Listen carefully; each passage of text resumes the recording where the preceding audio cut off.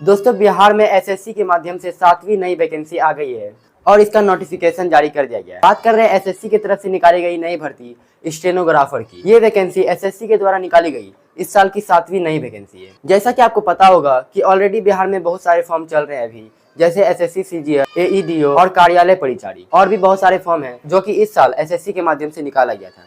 तो ये आपका 7वीं नई वैकेंसी रहने वाली है, एसएससी के द्वारा निकाली गई। तो इसका क्या क्वालिफिकेशन रहेगा, एज लिमिट क्या है, अप्लाई कब से स्टार्ट होगा और सिलेक्शन प्रोसेस क्या रहने वाला है, इस भर्ती से संबंधित ए टू जेड जानकारी आज की इस वीडियो में देंगे।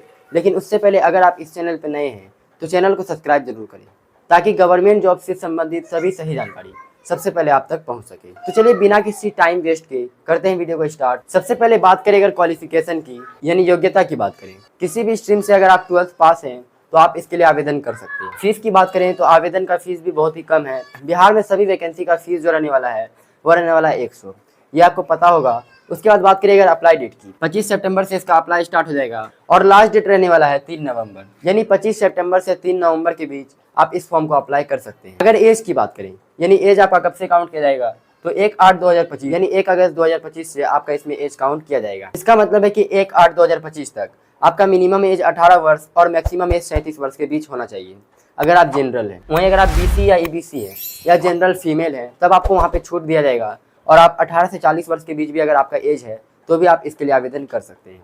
और अगर आप SC ST से हैं तो आपको 5 वर्ष का छूट, 18 वर्ष से 42 वर्ष तक आप इस फॉर्म को अप्लाई कर सकते हैं। यहाँ पे डेट ऑफ बर्थ भी दिया गया है, ये जनरल के लिए यहाँ पे डेट ऑफ बर्थ दिया गया है कि 2 अगस्त 1988 से 1 अगस्त 2007 के बीच आपका डेट ऑफ बर्थ होना चाहिए। वहीं अगर आप BC या EBC हैं तो आपका डेट ऑफ बर्थ होगा 2 अगस्त 1985 से 1 अगस्त 2007 के बीच होना चाहिए, यानी 3 साल आपको घटा देना है। और उसी तरह से आप SC ST का भी पता कर सकते हैं। तो चलिए अब आगे बढ़ते हैं और बात करते हैं टोटल पदों की संख्या की।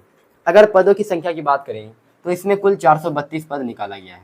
और अगर बात करें कैटेगरी वाइज पोस्ट की, तो यहाँ पे जनरल के लिए 150, EWS के लिए 37 और BC के लिए 45 वैकेंसी निकाला गया है। EBC के लिए 80, SC के लिए 102 और ST के लिए 9 और BC फीमेल के लिए 9 वैकेंसी निकाला गया है। तो टोटल आपका 432 पोस्ट रहने वाला है और इसमें अलग अलग विभागों में वैकेंसी निकाला गया है, जो कि आपको नोटिफिकेशन के माध्यम से दिखाया जाएगा।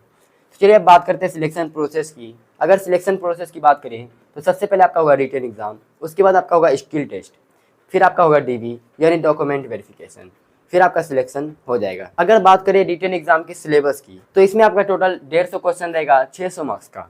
टाइम आपको देखने को मिलेगा 2 घंटे 15 मिनट, और नेगेटिव मार्किंग भी रहेगा। नेगेटिव मार्किंग की बात करें तो 1/4 का नेगेटिव मार्किंग रहने वाला है। अगर बात करें कि इसमें किस किस सब्जेक्ट से सवाल रहेगा, तो GK GS से 50 क्वेश्चन, साइंस से 25 क्वेश्चन, मैथ से 25 क्वेश्चन और रीजनिंग से 50 क्वेश्चन रहने वाला है, यानी टोटल 150 क्वेश्चन रहेगा और 600 मार्क्स का।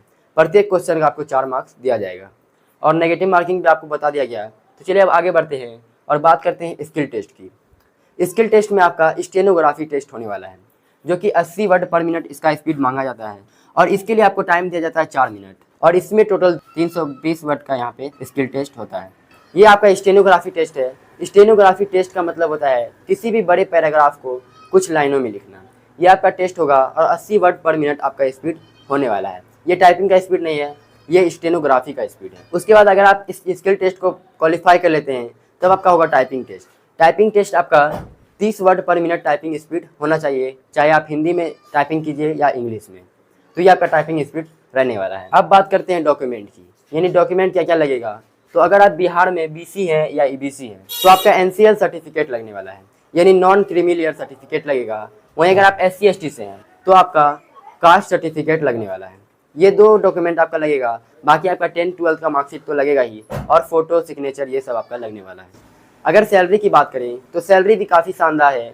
25,500 से 81,100 तक इसमें सैलरी रहेगा, यानी इन हैंड जो आपको सैलरी दिया जाएगा वो रहेगा 40,000 से 45,000 के बीच। तो काफ़ी शानदार सैलरी है और इसका आवेदन भी 25 सितंबर से स्टार्ट होने वाला है। तो इसमें जो अलग अलग विभागों में वैकेंसी निकाली गई है उस विभाग को आपको दिखाते हैं और किस विभाग में कितना पद निकाला गया है, ये सभी जानकारी आपको नोटिफिकेशन के माध्यम से देते हैं। तो फाइनली दोस्तों, ये नोटिफिकेशन जारी किया गया है बिहार कर्मचारी चयन आयोग की तरफ से। स्टेनोग्राफर ग्रेड 3 की पोस्ट पर यह वैकेंसी निकाली गई है और इसका अप्लाई की डेट आपको बता दिया गया है 25/9/2025 से 3/11/2025 तक इसका अप्लाई डेट रहने वाला है। बहुत टाइम है, आप इस फॉर्म को अप्लाई कर सकते हैं।